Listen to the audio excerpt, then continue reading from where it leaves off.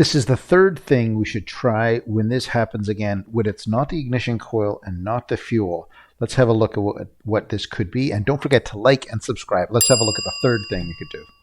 D120 John Deere. This is what I would do if the ignition coil is okay and the fuel is okay here. This is the next step I would do. I mean, I'm not going to start going through taking apart this carburetor in my previous example, but I would check the other basic things first. This is what I would check next time. In here, there's a seat thing. This is a bit of a sensor, weight sensor. If there's not enough weight, and maybe that you pull out this loop.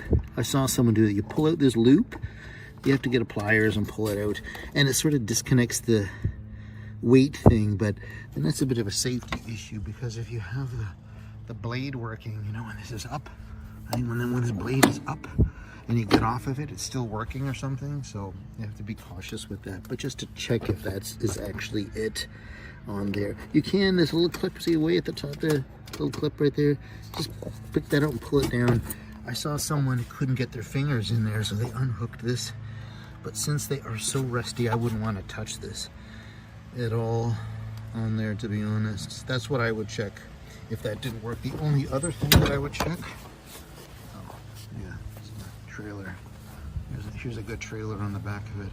It just hooks right on the bulb there. Good enough. If it breaks, we'll get another one.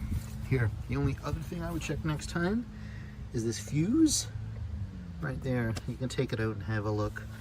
So that's if the ignition coil, in my other video, the gas, and check the fuse. That's what I would check in that seat to see if it's doing it. The other thing to do then, if I would think, is unscrew these two and the carburetor's under there and just spray it in.